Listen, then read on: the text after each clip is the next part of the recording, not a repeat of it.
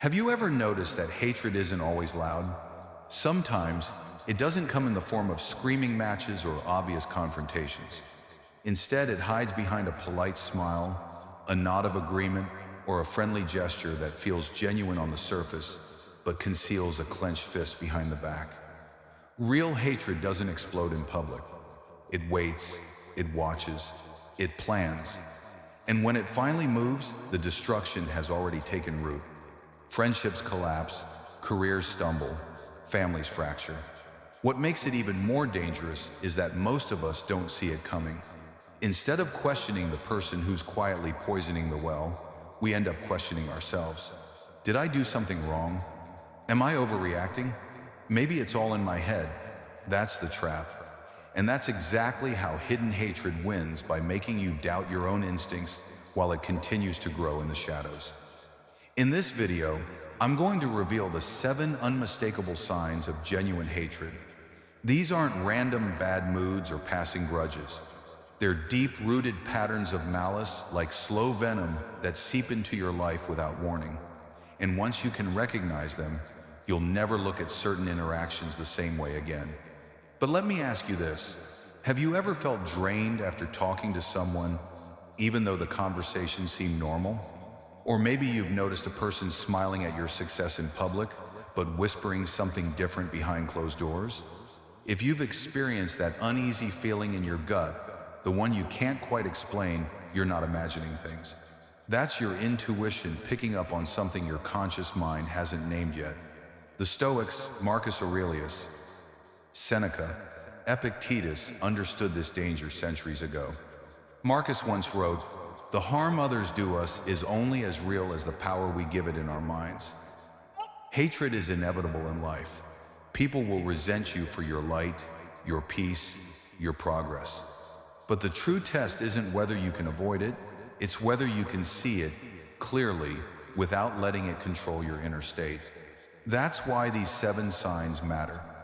They're not just interesting observations about human behavior, they're survival tools. Once you can identify the patterns of hidden hatred, you stop being an easy target. You learn to protect your peace, your reputation, and your future without wasting energy trying to fix people who don't want you to succeed. Here's what you can expect today. I'll walk you through each sign one by one, with real examples you'll probably recognize from your own life. You'll see how hatred operates in silence, why it thrives in shadows, and most importantly, how to confront it without losing yourself to anger or revenge. And let me be clear, this isn't about paranoia. It's not about seeing enemies in every corner. About opening your eyes to what's actually happening around you, so you can act with wisdom instead of emotion. The Stoics taught that freedom lies in focusing only on what's within our control, our thoughts, our actions, our choices. That means while you can't stop someone from hating you, you can stop their hatred from dictating your peace of mind. So if you value your sanity, your trust, and your future, stay with me until the very end. Because once you learn these 7 signs, you'll never again mistake quiet sabotage for harmless behavior. You'll know when to step back, when to set boundaries, and when to stop giving your energy to people who secretly celebrate your downfall. If you're ready to take the blindfold off, to see the world as it truly is, then hit that subscribe button right now. Like this video so more people can find it. Share it with someone you know who's dealing with a quiet enemy, and drop a comment below with your thoughts. I read every single one. Now, let's begin. Let's begin with the first and perhaps most unsettling sign of hidden hatred. Now here's the thing: you might expect hatred to be loud, obvious, and confrontational. Someone yelling at you, openly criticizing you, or sabotaging you in plain sight. At least then, you'd know what you're dealing with. But real hatred often operates in the shadows. It doesn't come with raised voices or dramatic scenes. Instead, it shows up in the quiet details: the missed email, the subtle remark, the deadline that somehow slipped by. Think about this. Have you ever had a colleague who always accidentally forgets to copy you on a critical message, but somehow manages to send it to everyone else? Or maybe a family member who says things like, "Oh, don't take it personally. He's just been really stressed lately." Or, "She's always been a little impulsive." At first, these comments don't sound like much, but over time, they create a narrative, a story about you that you never had the chance to correct. This isn't incompetence. It's not forgetfulness. It's targeted, intentional sabotage. And the worst part? By the time you realize what's happening, the damage is often already done. Your credibility has been chipped away. Your opportunities have quietly disappeared. People start looking at you differently, and you don't even know why. In the professional world, this might look like someone helping on your project but always missing deadlines knowing you'll take the fall. Or worse, they might take your ideas to the boss, present them as their own, and then highlight every tiny flaw in your work just to make your strengths look less impressive. And in your personal life, it can be just as destructive. A so-called friend might stir conflict between you and someone you care about, not with open accusations, but with hints and half-truths carefully designed to erode trust. Suddenly, you find yourself left out of gatherings, opportunities, or conversations without any explanation.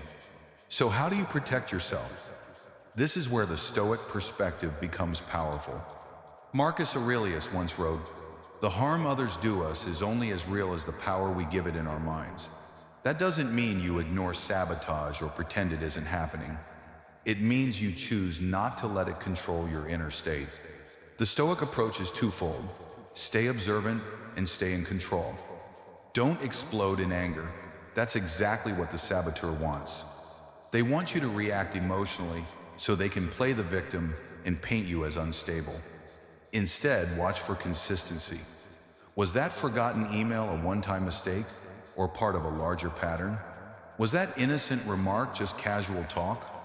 Or has it been echoed by others who shouldn't have heard it? When you see the pattern clearly, you act strategically. Limit what you share with that person. Keep records of important conversations and exchanges. Build strong alliances with people who know your character firsthand. And most importantly, focus on creating results so visible and undeniable that no amount of whispering can overshadow them. Here's the truth. Subtle sabotage thrives in shadows. It works best when you're distracted, self-doubting, or too trusting to notice. But the moment you pull it into the light, not through loud confrontation, but through private awareness, you strip it of its most powerful weapon: secrecy. And I want to leave you with a tough but important truth. Some people are happiest when you're at your lowest. Your failure becomes their quiet celebration, their proof that their resentment toward you was justified all along. It's tempting to try to win these people over, to prove that you're worthy of their respect or kindness. But that's not the Stoic path. Epictetus taught us to focus only on what is in our control: our thoughts, our actions, our choices, and let go of the rest. Trying to change the heart of someone who secretly hates you is like trying to stop the wind with your hands. It will only exhaust you.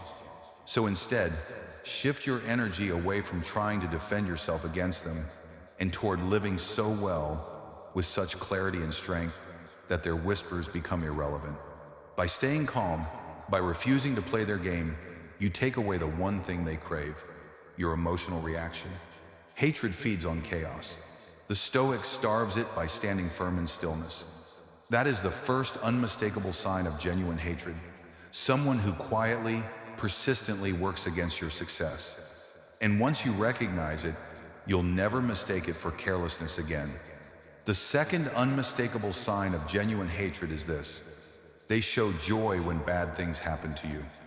Now, this one cuts deep because it goes against everything we want to believe about human relationships.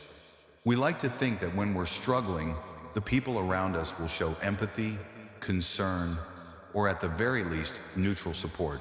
But when someone truly hates you, their mask slips in the moments of your pain. Picture this. You tell a friend you're going through financial trouble. A genuine friend might offer advice, listen without judgment, or simply sit with you in silence. giving you a safe place to share. But the one who secretly hates you, they'll nod, say all the right words, but you'll notice something strange in their tone. A spark in their eyes, a faint smile that appears for just a second too long. On the surface, they're polite, but underneath, they're feeding on your hardship. It's even more obvious when you share good news. You tell them about a promotion, a new relationship, or an exciting opportunity, and suddenly their reaction is flat, cold, or dismissive. "That's nice," they say, quickly changing the subject. But the moment you mention a setback, they lean in. They want every detail. They ask probing questions, not to help, but to savor the story, like gossip passed around at a dinner table. On social media, the pattern becomes clearer. They scroll past every achievement you post, but are the first to leave a comment when you share a struggle. Their words might look supportive. "Hang in there, you'll get through this." But somehow their comment highlights your pain for everyone else to see. Why does this matter? Because over time, it wears you down. You start to hesitate before sharing good news. You begin to associate this person only with your struggles, until eventually, the version of yourself that exists in their presence is the weakest one. And that serves their ego. It reaffirms their sense of superiority. The Stoics warned us about this dynamic long ago. Marcus Aurelius wrote, "We are disturbed not by the things themselves, but by our judgments about them." The natural reaction when you see someone delighting in your suffering is outrage or hurt. But the Stoic response is clarity.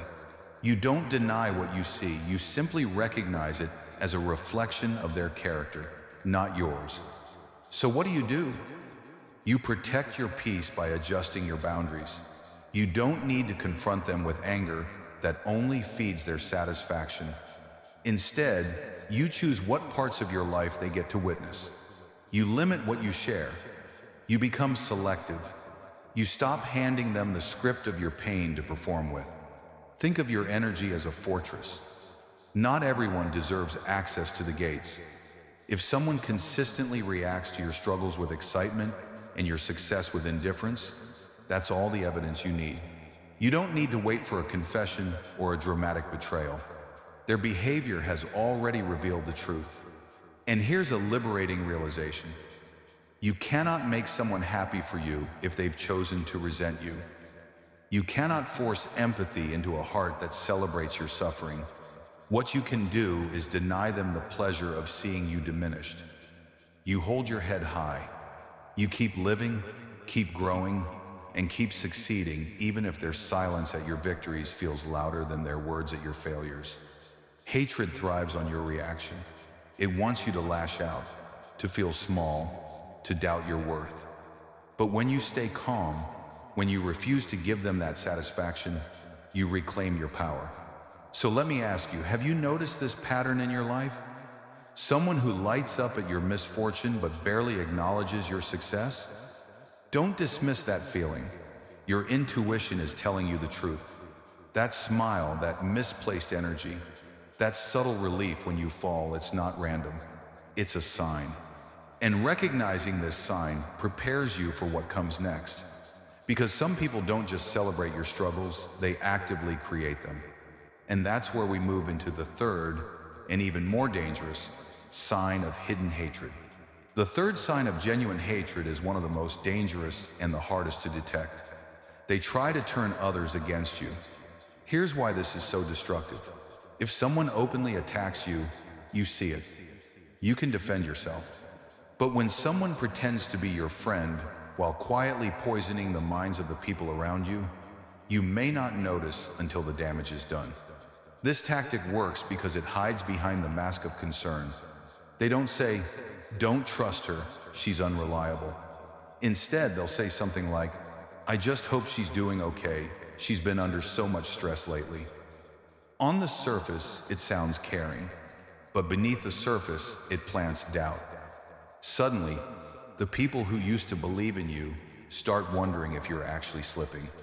I've seen this happen in workplaces, families, and even close friendships. Maybe you've experienced it too. One colleague, let's call him Mark, slowly positions himself as the helpful listener.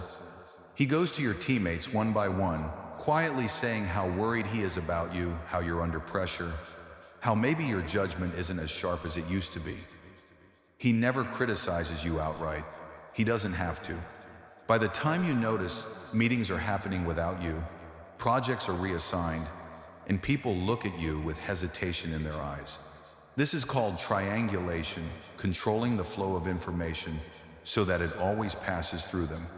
They become the filter, and the filter is already poisoned. It's one of the oldest tricks in politics and human relationships. Instead of confronting the enemy directly, you isolate them by reshaping how others see them. And here's the brutal truth. Most people don't double-check what they hear. They don't come to you and ask, "Hey, I heard this about you, is it true?" They simply absorb the doubt, and slowly, your reputation erodes. Seneca once said, "The harm others do you is nothing compared to the harm you do yourself when you believe them." That's the Stoic defense against this tactic. Clarity. You cannot stop someone from whispering, but you can stop their whispers from taking root in your mind. So how do you respond? First, by anchoring yourself in what you know to be true. If you're doing your work with integrity, if you're living according to your values, then you don't need to chase down every rumor. You don't need to explain yourself to every person who's heard a twisted version of your story. Second, go directly to the source.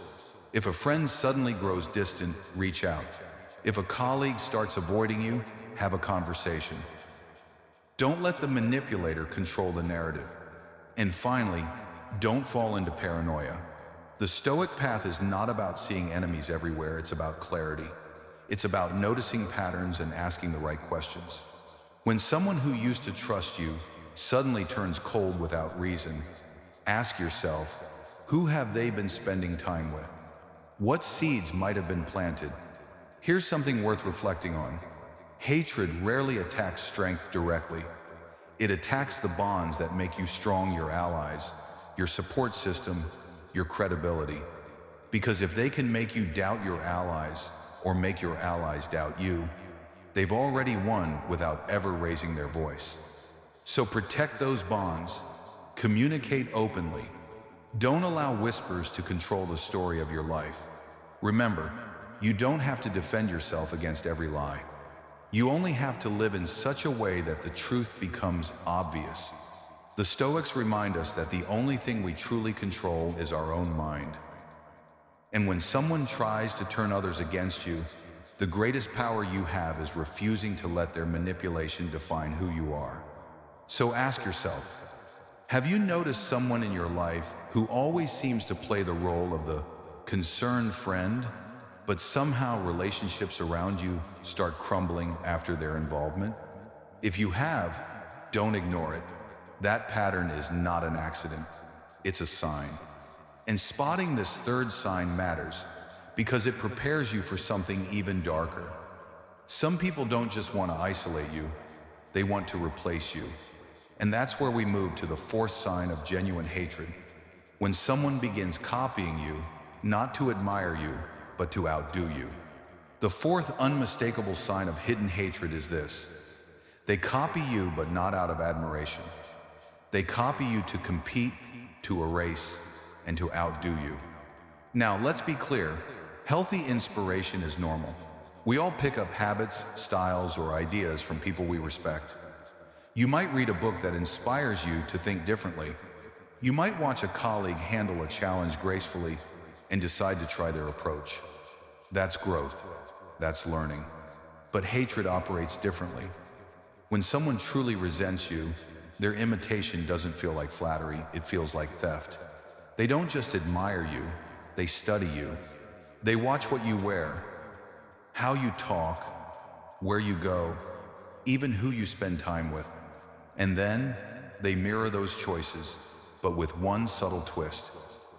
It's not curiosity, it's obsession. Take the story of Pablo Picasso and Georges Braque.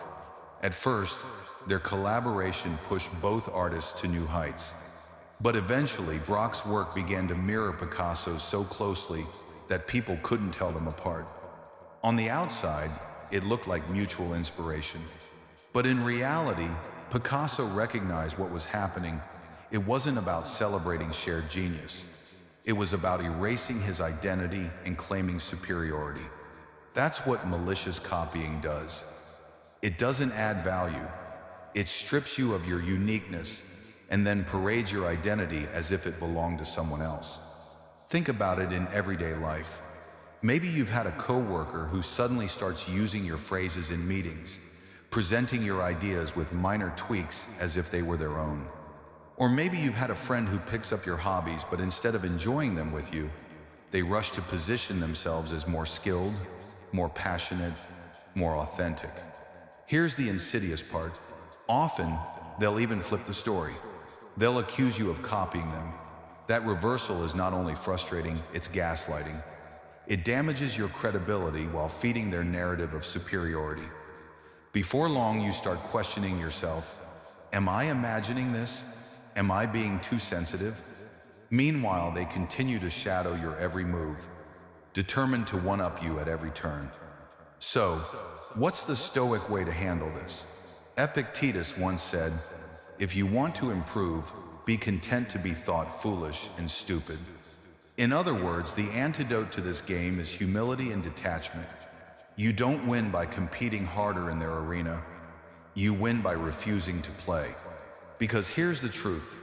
No matter how closely someone imitates you, they can never replicate your inner foundation. They can mimic your style, but not your character. They can copy your actions, but not your intention. The only way they succeed in truly stealing your power is if you let their obsession dictate your behavior. Instead, step back, let them play their petty game while you focus on growth that's authentic and unshakable. Your life's value isn't measured against anyone else's scoreboard. It's measured against whether you live in alignment with your values, your principles, your peace. And there's another important test. Ask yourself how you feel around this person. Real inspiration energizes you. It makes you feel proud, encouraged, hopeful. Malicious competition, on the other hand, leaves you drained, uneasy, constantly on guard. If you notice that discomfort, if you find yourself second-guessing every move when they're nearby, that's not paranoia. That's your intuition warning you. Don't ignore it. Protect your boundaries. Be selective with what you share. And most importantly, remember, you don't need to win against them. The very act of living authentically without chasing their approval or reacting to their games. Because the moment you stop needing to prove yourself to them, their fuel runs out. Their obsession thrives on your attention. Your calm refusal suffocates it.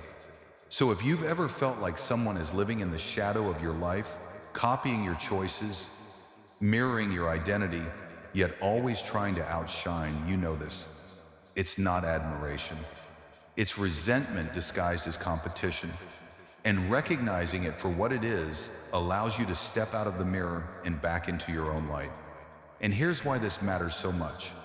The longer you allow this dynamic to drain you, the more of your emotional energy it consumes.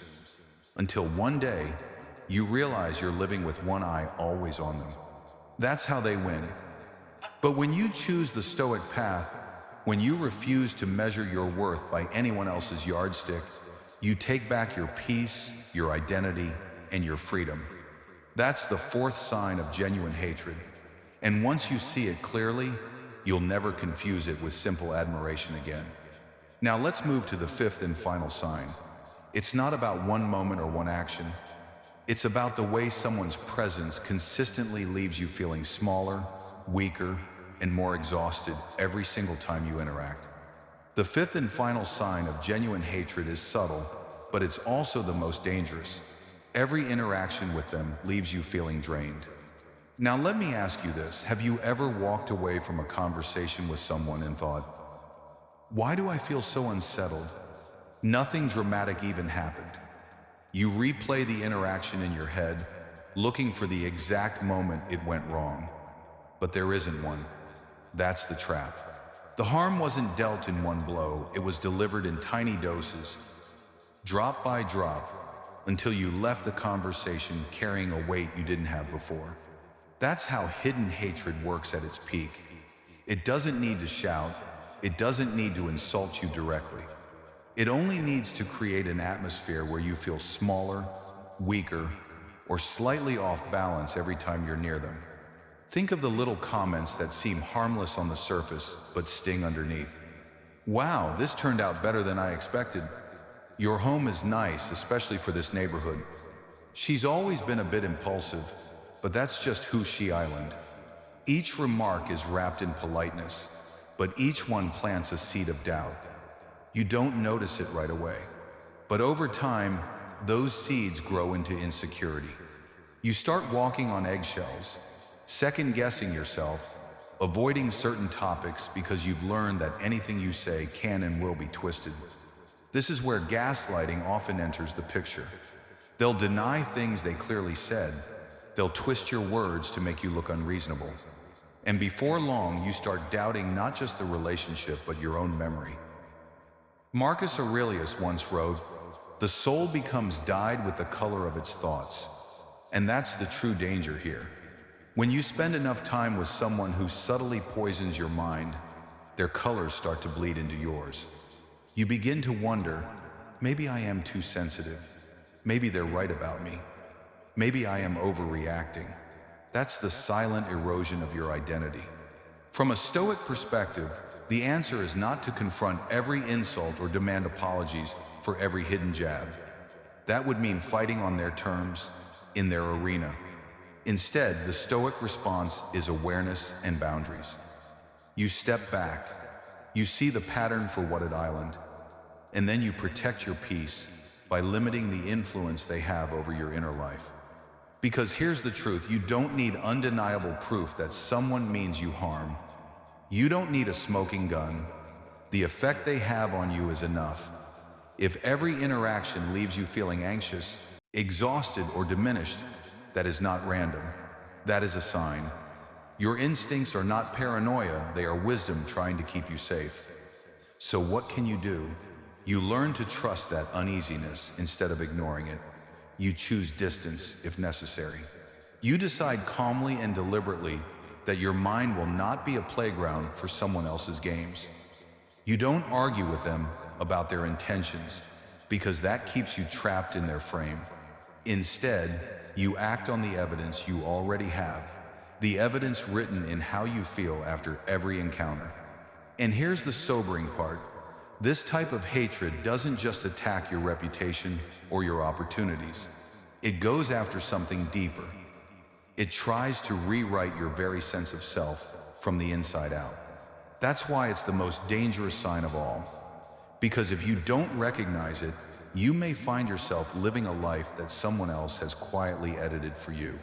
The Stoics remind us that freedom is found in protecting what is ours, to control our thoughts, our actions, our peace of mind.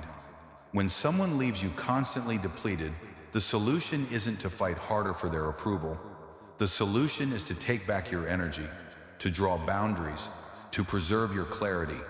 Because in the end, the goal of hatred is always the same: to make you doubt yourself. And the greatest act of strength is to refuse to let it. That's the fifth and final sign of genuine hatred. The quiet, corrosive presence that drains you every time you cross paths. Recognize it, trust your instincts, and never ever apologize for protecting your peace. The sixth sign of genuine hatred is one of the most manipulative. They twist the story to make you the villain. This is not just gossip. This is narrative warfare. It's when someone takes a story from your life, something you did, something you said, and retells it in a way that strips away context and paints you as the problem. Think about how subtle this can be. Maybe you raised your voice once in frustration. In their version of the story, you're always angry and unstable. Maybe you made a tough decision at work. In their retelling, it wasn't leadership, it was selfishness. The truth becomes distorted until people begin to believe a version of you that doesn't exist. This is why it's so dangerous. Lies don't always look like lies. Sometimes they're half-truths, sometimes they're details left out, and sometimes they're told with just enough sincerity that people accept them without question. I've seen this play out countless times. A team leader makes a mistake but owns up to it and fixes the issue. Later, someone retells the story but leaves out the part where the leader took responsibility. Suddenly, the leader looks careless. Or in families, someone shares a disagreement you had but tells it in a way that makes you sound cruel while painting themselves as the reasonable one. Over time, the story spreads, your reputation suffers, and you're left wondering how you became the villain in someone else's narrative. Here's the Stoic truth: you cannot control the stories others tell about you. Seneca warned us, no one can harm you unless you allow it. The real harm comes not from their lies, but from when you start to believe them yourself. So what do? You focus on the part you can control, your integrity. You live in such a way that anyone who knows you well will see the gap between rumor and reality. You maintain direct communication with the people who matter most, instead of letting whispers define the relationship. And most importantly, you resist the urge to chase down every distortion. That's how the manipulator wins, by pulling you into endless battles to prove yourself. Instead, let your actions speak louder than their words. Over time, truth has a way of surfacing, while lies collapse under their own weight. Think about it. A life lived with consistency is the best defense. If someone paints you as unreliable, but day after day you show up with discipline and clarity, who will people believe? The whisper or the evidence? So, if you've noticed someone consistently bending reality until you're cast as the villain, don't ignore it. That pattern isn't an accident. It's a weapon. And the only way to disarm it is to stop giving their version of the story power over your mind. Remember, their narrative doesn't define you. Your choices do. And this sign prepares us for something even more manipulative, because some people don't just rewrite the story, they rewrite the roles. They flip the script so that you're not just the villain, they're the victim. That's the seventh sign of genuine hatred. And once you see it, you'll never mistake it for weakness again. The seventh and final sign of genuine hatred is perhaps the most manipulative of all. They pretend to be the victim in order to manipulate others. This is where hatred stops hiding behind subtle sabotage and begins to weaponize sympathy. When caught in the act, or when their toxic behavior is exposed, they don't apologize. They don't take responsibility. Instead, they flip the script. Suddenly, they're the ones who have been hurt. They're the misunderstood soul, the one who's always mistreated, the innocent bystander who just can't catch a break. And people fall for it because most of us are wired to respond to pain with compassion. When someone cries, looks defeated, or says, "I'm always the one people pick on," our natural instinct is to step back and feel sorry for them. That's the manipulation. Imagine this. You finally confront a colleague for constantly undermining your work. Instead of owning up, they burst into tears in the meeting, claiming they were just trying to help and that you're being unfair. Now, who looks like the aggressor? You. They've successfully shifted the spotlight, and you're left defending yourself while they play the victim. Or picture a family dynamic where one member constantly stirs conflict. When you call them out, they sigh and say, "I don't know why everyone always blames me. I try so hard and no one appreciates me." Suddenly, you're the villain for pointing out the obvious. This tactic is powerful because it hijacks emotions. It makes others rally to their side while isolating you. Over time, if you're not careful, you start questioning yourself. Am I being too harsh? Did I overreact? Maybe I am the bad guy here. My Don, I, Dill, my be. But the Stoics teach us to separate appearance from reality. Epictetus reminded us, we suffer not from the events in our lives, but from the judgments we make about them. When someone weaponizes victimhood, the judgment they want you to make is that you're cruel and they're innocent. But if you look at the pattern instead of the performance, the truth becomes clear. Real victims don't create chaos and then cry when confronted. Real victims don't consistently shift blame. So how do you protect yourself? First, by recognizing the pattern. One tearful outburst doesn't define someone, but if every time they're called out, they collapse into victimhood, that's no accident. That's a strategy. Second, by refusing to play the role they've written for you. Don't get dragged into explaining yourself endlessly or apologizing for holding them accountable. Simply stand firm. A Stoic doesn't get pulled into emotional theater. A Stoic sees clearly, responds calmly, and holds to the truth without needing validation from the crowd. And third, by trusting your instincts over appearances. If someone's story always casts them as the victim while everyone else becomes the villain, ask yourself, if every bridge they cross burns, maybe it's not the world, it's them. Here's the reality. Pretending to be the victim is one of the most toxic forms of hatred because it doesn't just attack you, it uses your empathy against you. It makes you feel guilty for standing up for yourself. It turns your strength into their shield. But when you see it for what it is, you take away its power. You stop explaining. You stop chasing fairness in a rigged game. Instead, you protect your peace, draw your boundaries, and walk away if you must. Because in the end, Stoicism isn't about proving the haters wrong. It's about refusing to let their hatred define your inner life. And there's nothing more freeing than recognizing manipulation, calmly stepping out of the game, and living in a way that makes their lies irrelevant.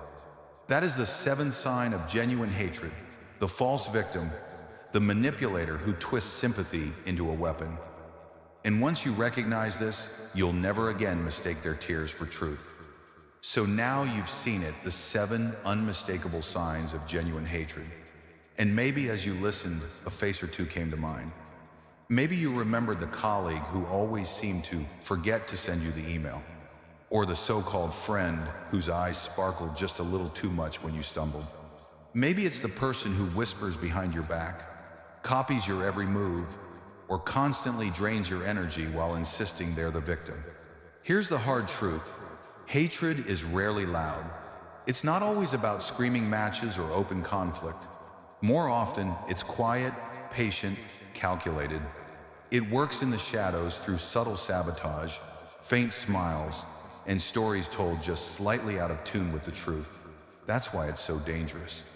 Because by the time you notice, the damage is already done. But now, you can't unsee it, you can't unknow it, and that's your advantage. The Stoics remind us that while we can't control the malice in another person's heart, we can control the access they have to ours. You don't owe anyone a seat at your table if all they bring is poison. You don't need to exhaust yourself proving your worth to people who celebrate your failure. And you certainly don't need to waste energy trying to fix someone who has chosen hatred as their fuel. Marcus Aurelius wrote, "The best revenge is not to be like your enemy."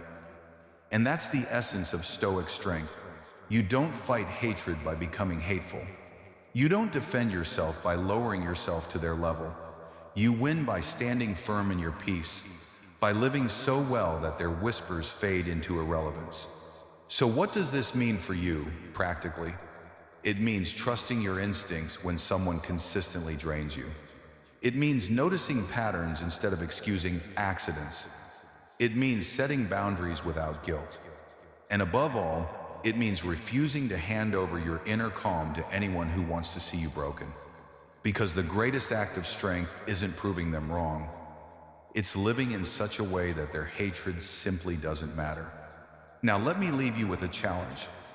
Think about the people in your life who consistently uplifts you, supports you, and celebrates your growth.